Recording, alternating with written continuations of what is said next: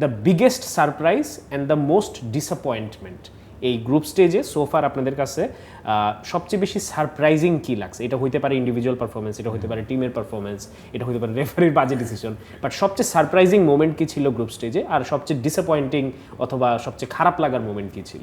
আমার কাছে সবচেয়ে সারপ্রাইজিং হলো যে আর্জেন্টিনার ফুল ব্যাক আছে একটা মেদিনা, মানে সে মেবি সেন্টার ব্যাক, মানে তার ক্যারিয়ারের ম্যাক্স টাইম মনে হয় সেন্টার ব্যাকের টাইপেরই ক্যারিয়ার ছিল, বাট সে ফুল ব্যাকে এসে ট্যাগলিয়াফিকোর ইনজুরিতে এসে এমন পারফর্ম করবে এবং মানে আর্জেন্টিনার বাকি সেন্টার ব্যাক পেয়ারের সাথে এমন একটা কম্বিনেশন তৈরি করবে যে আর্জেন্টিনা গ্রুপ স্টেজে গোল খাবে না। এই জিনিসটা আমার জন্য খুবই সারপ্রাইজিং ছিল। আমি বলছিলাম যে আর্জেন্টিনার ডিফেন্সে প্রবলেম আছে, বাট তারা কম্প্যাক্ট, তারা সহজে গোল হজম করবে না। আসলে গ্রুপ স্টেজে ক্লিন শিট রাখছে দুইটা, মনে হয় সামনের ম্যাচেও থাকতেছে।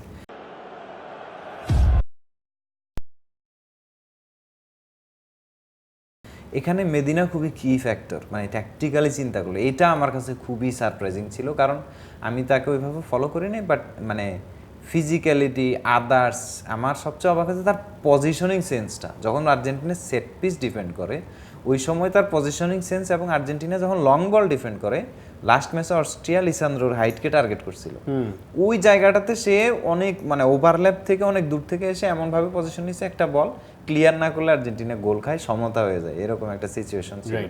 তো সে এই প্লেয়ারটা হচ্ছে ইন্ডিভিজুয়াল লেভেলে আমার জন্য সারপ্রাইজ। মেসির পারফরমেন্সে আমি মোটেও সারপ্রাইজ না। আমি মানে ওয়ার্ল্ড কাপ শুরুর আগে অ্যানালাইসিস করছিলাম যে মেসি এই ওয়ার্ল্ড কাপে সুপার স্কোরিং ফর্ম নিয়ে যাইতেছে। আমাকে অনেকে ধুইছে ওই কন্টেন্টে যে ভাই কি বলেন, হ্যাঁ এই সেই। তার একটা ম্যাপ থাকে, সে যে বলে না আমি গেম বাই গেম দেখবো বা আমি ওয়ার্ল্ড কাপে যেতে পারবো কিনা এটা আমি চিন্তা করবো, এই প্র্যাকটিস গ্রাউন্ড বানায়াই মূলত সে আসলে এই কারণে। আর আপসেট হইলো আসলে উরুগুয়ে আমাকে আপসেট করছে। দ্যাটস আ গুড টিম, মানে দেখা যাবে কালকে আসলে কি করে। মানে আমি ভাবছিলাম যে ল্যাটিন থেকে অ্যাট লিস্ট ও একটা ফ্ল্যাগ বেয়ারার হওয়া উচিত। অ্যাবসলিউটলি। হাসিনুর ভাই? আমার কাছে কেপ ভার্দের পারফরমেন্স খুবই সারপ্রাইজিং।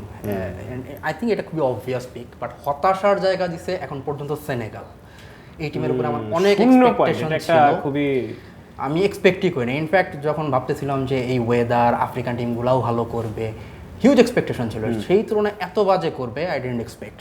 হয় এগুলা ফুটবলে, I think it effects, but এটা আসলে খুবই আনফরচুনেট। এবং আমার মনে হয় সেনেগালের জন্য আরেকটা খুবই সাইকোলজিক্যাল ডিফিট ছিল হচ্ছে এফকনের ড্রামাটা।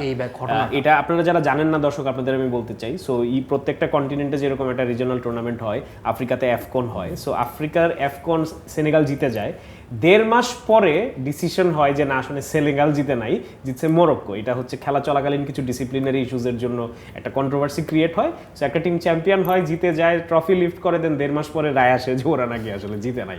ফুটবলের ইতিহাসে এমন কোনো নজির আছে কিনা আমার জানা নাই। এখন আসি একটু আপনাদের কমফোর্ট জোনে, যেখানে আমি আপনাদের একটু ডিসকমফোর্ট দেওয়ার চেষ্টা করবো। সেটা হচ্ছে আর্জেন্টিনার সোফার ওয়ার্ল্ড কাপ কেমন গেছে আপনাদেরকে বলতে হবে, একবারও মেসি শব্দটা উচ্চারণ করা ছাড়া। অস্ট্রিয়া ম্যাচে আমার আলাদা করে নজর ছিল যে আমরা জানি যে আর্জেন্টিনার ওয়াইড এরিয়াতে খুব একটা থ্রেট নাই। সো একটা জিনিস আমি তাকায় দেখতেছিলাম যে অস্ট্রিয়ার প্রেসের বিপক্ষে সেন্ট্রাল এরিয়া দিয়ে যে আর্জেন্টিনা বল প্রোগ্রেস করবে কতখানি সাকসেসফুলি করতে পারে। সো ওইটাই দেখতেছিলাম যে আর্জেন্টিনা দুর্দান্তভাবে তাদের মিডফিল্ডের যে ডায়মন্ড শেপ কাজে লাগায় অসাধারণভাবে বল প্রোগ্রেস করছে। থার্ড ম্যান রান যেগুলো আছে ঠিকঠাক মতন পিকই করতে পারে নাই।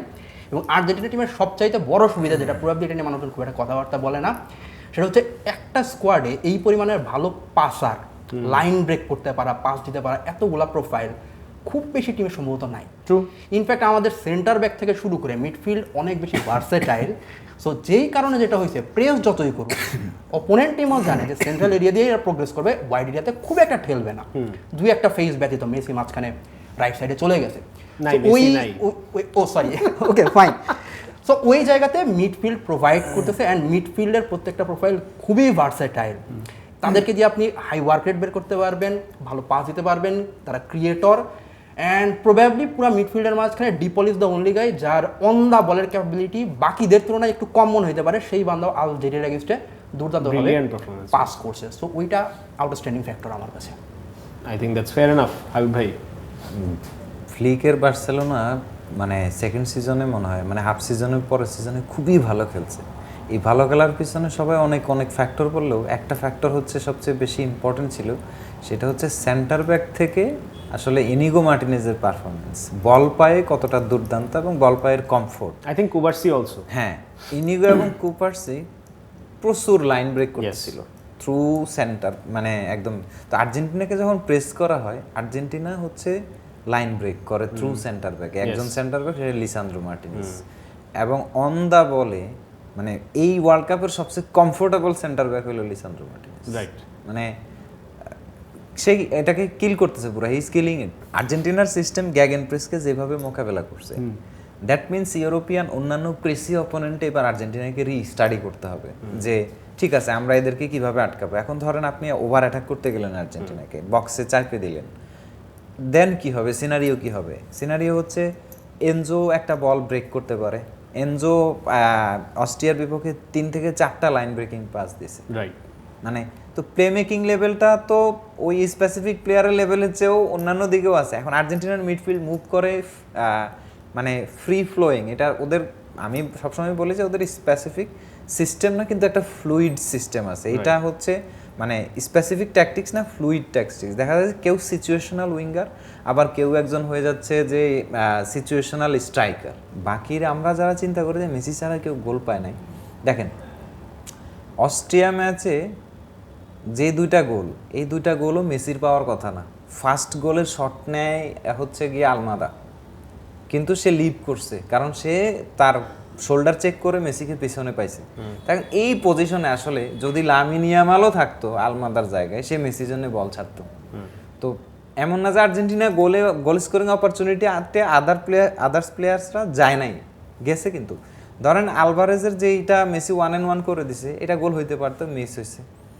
আবার লাউতারো যেটা পেনাল্টি মানে পাইলো, এটা গোল হইতে পারতো, তো এটা লাউতারো গোল হইতে পারতো, বাট পেনাল্টি, তো পেনাল্টি মেসি নিচ্ছে যার কারণে মেসি। কিন্তু গোল চান্স তো থ্রু অন্য প্লেয়ার আসতেছে, মেসি করে নাই কিন্তু, এনজো টু লাউতারো। তো আর্জেন্টিনা যে অন্য প্লেয়ারের থ্রু গোল পায় না, এটা একবারে সব তো আর আসলে আঙ্কারা মেসি গোল হচ্ছে। হ্যাঁ, এটা একবার সত্যি না। মেসি একটা ক্রিয়েট করে সেকেন্ড গোলটা, এটার কারণেই হচ্ছে মনে হচ্ছে যে মেসি ছাড়া মনে হয় কেউ নেই। বাট আর্জেন্টিনা আসলে টিম ওয়াইজ ইয়ে করতে। For more updates, subscribe to our YouTube channel and click on the bell icon. Follow us on Facebook and Instagram. Download T-Sports app to enjoy exciting games and highlights. Visit tsports.com.